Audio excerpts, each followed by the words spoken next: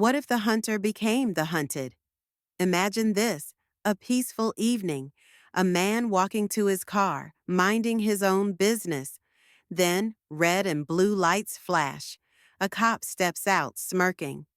"You look suspicious," he says. But what he doesn't know is that the man he just arrested isn't an ordinary citizen. He's an FBI agent. What happens when a corrupt officer messes with the wrong man? Will justice be served? Or will something even more powerful take place? A lesson that will change everything? This story is one you can't afford to miss. Stay till the end for a shocking twist and a heartwarming message. If this story grabs your attention, make sure to like so more people can hear it. Tell me in the comments, what would you have done in this situation? Share this story with someone who needs to hear it. And most importantly, subscribe for more powerful, eye-opening stories.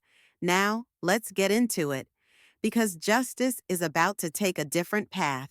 Agent Malcolm Carter had spent years working undercover for the FBI, dismantling crime syndicates and exposing corruption. After years of high-stakes operations, he was finally given a transfer, one that promised a quieter, more peaceful life in a small town called Brooksville. Brooksville was a charming town, filled with friendly faces, quiet streets, and a community that seemed welcoming. For the first time in years, Malcolm felt a sense of calm. He enjoyed his morning coffee at the corner cafe, jogged through the local park, and even volunteered at the community center on weekends. But there was one problem in this so-called peaceful town: Officer Roy Henderson. Roy was a local police officer with a notorious reputation. He was known for stopping black men for no reason, searching their cars, and treating them like criminals, even when they had done nothing wrong. Most people feared him, and those who spoke up against him often found themselves in trouble. Malcolm had heard the stories, but he stayed out of it. He believed that his presence in the town was to relax, not to start conflicts. That was until one evening when the unexpected happened. Malcolm had just finished grocery shopping and was walking toward his car when he heard a voice behind him. "Hey, you, hands where I can see 'em." He turned around slowly and saw Officer Henderson standing there, hands on his belt, eyes filled with a sick sense of amusement.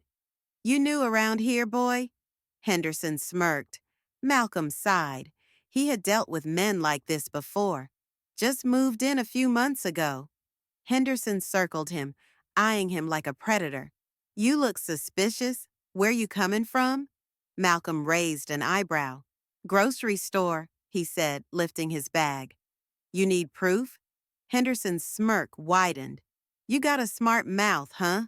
Let's see how smart you are at the station. Hands behind your back." "On what charge?" Malcolm asked, keeping his voice calm.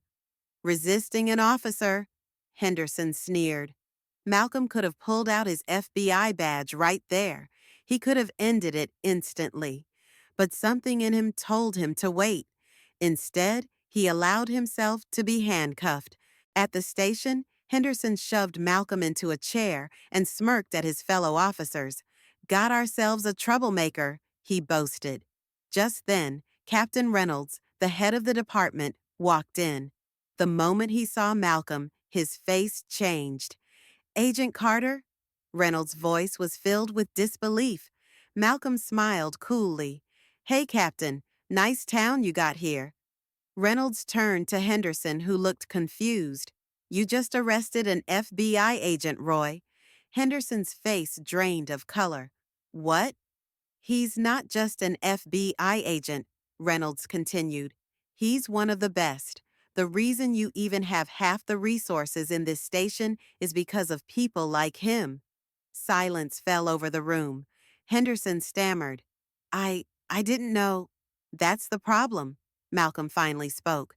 His voice wasn't angry, just steady. "You don't know who people are, yet you judge them.